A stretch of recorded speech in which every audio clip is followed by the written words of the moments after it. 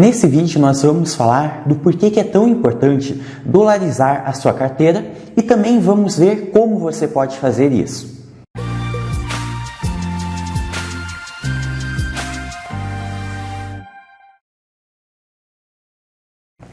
Oi, tudo bem? Se você não me conhece, eu sou o Gabriel Conversani, sou assessor de investimentos credenciado pela Ancord e eu tenho especialização em investimentos Ambima. Então, vamos entender por que é tão importante você dolarizar a sua carteira. Pessoal, o Brasil, ele em comparação com outros países como Estados Unidos, Suíça, Singapura, França, Alemanha, ele é um país relativamente mais arriscado. Então, de fato, ele é um país mais arriscado. Então, na ótica do investidor estrangeiro, analisando só o risco, ele colocaria dinheiro no Brasil, onde ele tem mais chance de perder esse dinheiro, ou na Alemanha, por exemplo, onde ele tem menos chance de perder esse dinheiro. Analisando só o risco, ele colocaria dinheiro no país mais seguro, na Alemanha, no caso. Mas não é só o risco que a gente tem que analisar. Nós também temos que ver o prêmio do risco. Então, o prêmio do risco ele pode ser um fator essencial para manter o dinheiro no Brasil ou fazer com que esse dinheiro vá embora. O prêmio do risco, o prêmio de risco, ele é a taxa Selic, é a taxa básica de juros de um país. Então, quando em um país que você tenha um risco relativamente alto em comparação com países mais seguros, mas um prêmio de risco que acompanhe esse risco e faça valer a pena, na ótica do estrangeiro, colocar dinheiro no Brasil ou no país em questão, pode atrair sim capital estrangeiro. Mas quando esse prêmio de risco, ou seja, a Selic, o juros do país, está baixo em relação ao seu risco, aí é quase certo que a gente vai ter uma grande saída de capital estrangeiro. E quando muito capital estrangeiro sai do país, a gente tem uma valorização muito forte do dólar. Então, basicamente, em um país com um risco relativamente elevado em comparação com países mais seguros, a gente pode ter ou uma Selic, um prêmio do risco baixo em relação ao risco em si, e daí é possível uma saída de capital estrangeiro, ou uma Selic, um prêmio de risco alto, que aí vai ajudar a manter um capital estrangeiro no país ou atrair mais investimentos, porque o prêmio pelo risco vai estar sendo alto, mas a gente vai ter consequências negativas, porque basicamente investir, empreender, consumir vai ficar mais caro, porque os juros no país vai estar maior, no caso a Selic vai estar maior, e daí a gente tem consequências negativas como desemprego, por exemplo, e uma possível redução dos investimentos em bolsa, então a gente tem consequências negativas também. E falando de Brasil, a gente tem exemplos dos dois casos. Um grande exemplo no caso de uma Selic, um prêmio do risco menor em relação ao risco, aconteceu bem recentemente, na verdade, principalmente no ano passado, principalmente em 2020. A gente tinha um risco do país que não estava tão alto em relação à sua história, claro, mas sem dúvida alguma era bem maior que dos Estados Unidos, Japão, Alemanha, França.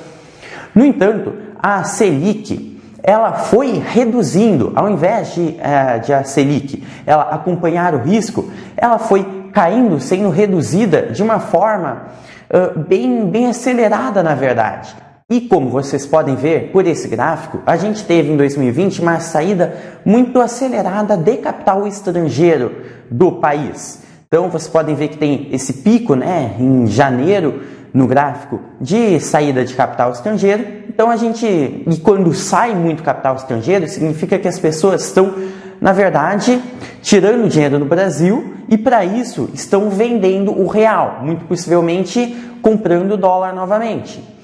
E quando a gente tem uma venda muito acelerada de real, a gente tem uma demanda muito baixa, uma demanda decrescente da nossa moeda aqui, ou seja, uma desvalorização perante ao dólar. Então, por isso que o dólar acaba subindo muito quando tem muito capital saindo do país em questão, no caso, saindo do Brasil. E com isso, a Selic, que em situações que ela acompanha o risco, a Selic então deveria subir, deveria ou pelo menos se manter na região que estava antes. Isso não aconteceu, a Selic foi caindo cada vez mais até que chegou na mínima histórica. Bom, só que o risco do país, ele não estava na sua mínima histórica. O risco do país ele não estava nem ao menos sendo reduzido. No entanto, esse prêmio pelo risco, basicamente a remuneração para o investidor correr o risco de investir no Brasil, esse prêmio estava em sua mínima histórica. Então, vamos lá. Risco subindo, prêmio pelo risco caindo, não tem muito incentivo para você ter o dinheiro no país, certo? Mesmo que a remuneração seja maior do que no Japão, Estados Unidos, esses países muito seguros, essa remuneração não acompanhava o risco, então não valia muito a pena você ter dinheiro no Brasil. Então a gente continuou tendo saída de capital estrangeiro e por conta disso a gente continua tendo uma redução do poder de compra do real frente ao dólar, ou seja, uma valorização muito forte do dólar. Como é possível ver, a gente teve em meio a isso uma máxima histórica do dólar a R$ 5,87, então o dólar acabou subindo muito por conta dessa redução cada vez maior da taxa Selic, dessa saída muito alta de capital estrangeiro aqui do país. Então, esse é um grande exemplo, um ótimo exemplo de quando o governo vê um risco crescendo cada vez mais em relação ao país e faz com que o prêmio pelo risco vá caindo cada vez mais. Então, nesse caso, o dólar ele foi subindo até chegar na sua máxima histórica. Daí vocês podem perguntar, bom, mas por que o governo, ao invés de subir o prêmio pelo risco, ele reduziu esse prêmio pelo risco? Então, pessoal, é importante se atentar a um ponto. Qualquer mudança na Selic tem consequências na economia interna também. Então, se o governo ele subisse a taxa Selic, ou seja, esse prêmio pelo risco, o que podia acontecer? Ia ficar mais caro de se investir, de se empreender, de pegar crédito para consumo. Então, basicamente, o desemprego ele ia subir, porque essa é a tendência de uma Selic maior, porque fica mais caro empreender. Então, por que você vai empregar pessoas se os empreendimentos estão caindo? Por que uma empresa vai contratar mais se ela não está produzindo mais? E essa produção decrescente faz com que o PIB também seja reduzido. Então tem uma série de consequências negativas de um aumento muito acelerado da taxa Selic, do prêmio pelo risco. E em meio à pandemia, o governo ele não queria fazer a economia estagnar, ele queria incentivar o aquecimento da economia. Mas, em consequência disso, fez com que o dólar chegasse às suas máximas históricas, fez com que continuasse saindo o fluxo de capital estrangeiro aqui do país. E a gente tem um bom exemplo também da outra situação, de um aumento muito acelerado da taxa Selic para controlar o dólar, controlar essa saída de fluxo de capital estrangeiro. Então, um grande exemplo disso aconteceu lá em 2015, quando a Selic ela chegou na sua máxima histórica de 14,25% ao ano. E como vocês podem ver também por esse gráfico, o dólar ele estava bastante controlado, inclusive abaixo de R$4. Então, bom, à primeira vista pode parecer, bom, poxa, dólar muito mais baixo do que hoje, dólar bem controlado. Então, então isso era bom, certo? Então, pessoal, a gente tem consequências negativas também, como as que eu acabei de falar, de uma Selic muito alta, como um desemprego, por exemplo. Então, a gente viu uma alta no desemprego, redução de empreendimentos, redução dos investimentos em bolsa de valores também. Por quê? Porque quando a Selic está muito elevada, então isso é um incentivo para investimentos em títulos públicos federais, em renda fixa, porque a remuneração na renda fixa fica maior. Então, um incentivo para que você corra mais risco na bolsa de valores, ele acaba ficando menor também. Então, uma redução dos investimentos em bolsa, uma redução dos investimentos também, tendo em vista que era mais fácil você deixar o seu dinheiro rendendo na renda fixa, ganhando pelo menos 14,25% ao ano, do que você se arriscando mesmo, empreendendo, investindo. Então, tem essas consequências negativas com relação aos investimentos. E, além disso, Essa Selic elevada indica outros cenários que não estavam tão bons assim. Por exemplo, o risco do país, como vocês podem ver também, ele estava muito alto. Então, esse risco medido pelo indicador que a gente está vendo, ele estava muito alto. E por conta disso, o prêmio pelo risco estava tão alto também. Então, a gente não pode só analisar o dólar, a gente não pode só analisar como que está o dólar. Mesmo que o dólar esteja em um nível baixo em relação a hoje, a gente não pode esquecer que o prêmio pelo risco que ajudou com que o dólar ficasse abaixo do que a gente está vendo hoje, esse prêmio pelo risco elevado indica um risco bem elevado também. Então, pessoal, falando de Brasil, um país que é bem incerto, tem uma história incerta e apresenta muitas incertezas dia após dia. Então, a gente vê dois cenários. Ou um cenário em que o dólar está mais elevado, mas aí o prêmio pelo risco ele não está tão elevado, ou seja, a Selic não está tão elevada para incentivar os investimentos, para incentivar o consumo, mas aí você vai estar perdendo o poder de compra em relação ao dólar. Isso, a não ser que você seja um exportador, nunca vai ser bom, até mesmo porque você vai ter que pagar mais caro por produtos importados pelo Brasil. Ou também a gente tem um outro caso, em que o dólar esteja mais controlado, que daí você não vai perder poder de compra frente ao dólar. No entanto, esse dólar mais baixo, muito possivelmente pode ser ocasionado por um prêmio de risco, ou seja, uma taxa Selic muito elevada. E quando o prêmio pelo risco está muito elevado, significa que o risco está muito grande. Então, mesmo que o dólar seja uma condição razoavelmente favorável para você, como brasileiro, o risco que você está tomando ao ter dinheiro no Brasil pode acabar também ficando muito alto, sendo muito elevado. Então a gente tem esses dois cenários que geram basicamente muitas incertezas. Mas aí vocês podem estar pensando, bom, mas isso é só quando o país é bem incerto, né? Então só nas fases mais incertas do Brasil. Bom, pois é, pessoal, mas falando de Brasil, a gente sempre convive com muitas incertezas.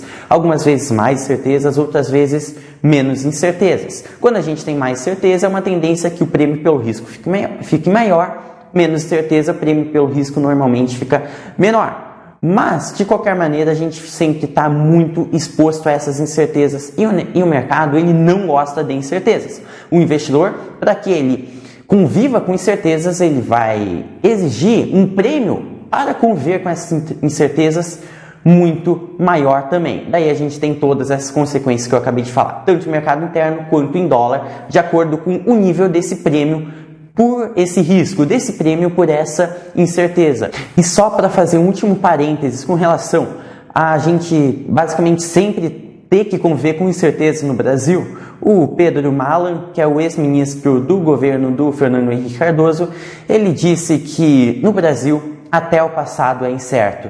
Então, isso indica que a qualquer momento a gente pode estar convivendo com uma incerteza, mesmo que seja com relação a uma coisa que aconteceu há muito tempo, que possa ter impactos. Hoje em dia a gente sempre tem que estar convivendo com incerteza, então é uma tendência que a gente sempre tenha um prêmio de risco que acompanha essa incerteza. E quando ele não acompanha, a gente vai ver consequências fortes em relação ao dólar. Bom, mas na prática, dolarizar a sua carteira significa literalmente comprar dólar, ir na casa de câmbio comprar dólar, ou simplesmente pegar na bolsa de valores e comprar a moeda dólar por meio do sistema?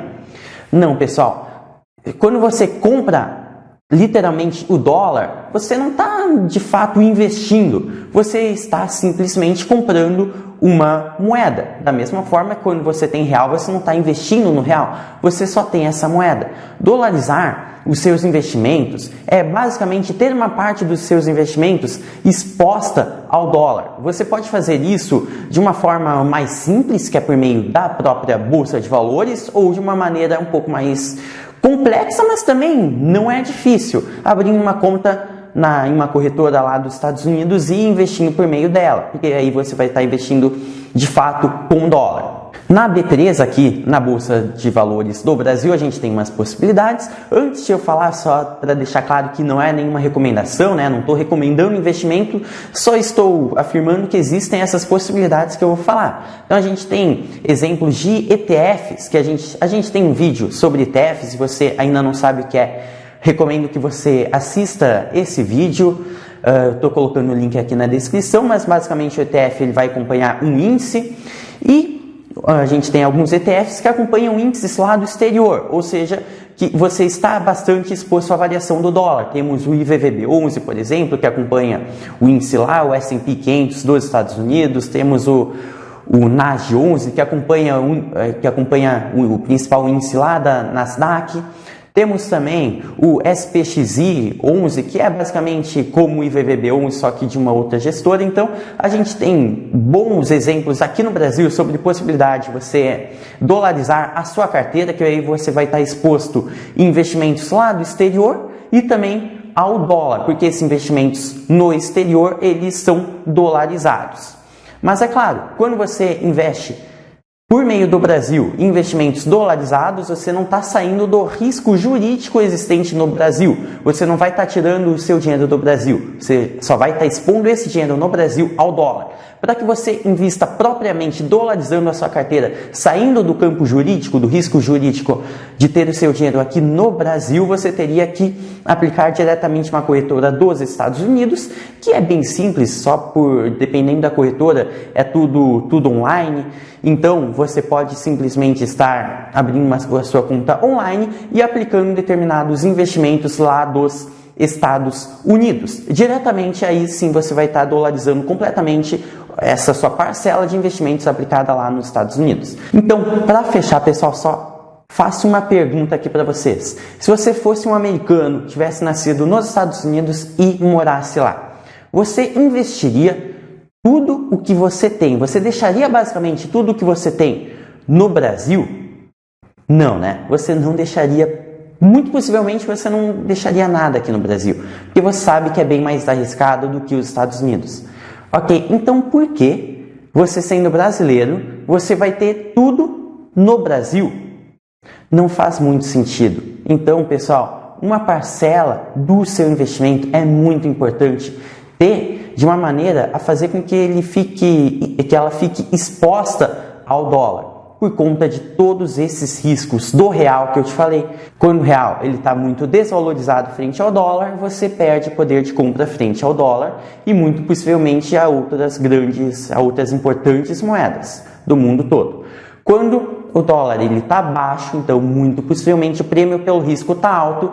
Isso indica que ter dinheiro no Brasil é muito arriscado e você está correndo um grande risco tendo dinheiro no Brasil.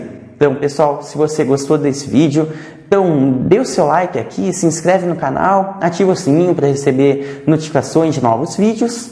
Te convido para conhecer nossos cursos. Se você quiser saber ainda mais sobre investimentos, finanças, mercado de capitais, estou deixando o link do nosso site aqui na descrição também. Vejo vocês nos próximos vídeos.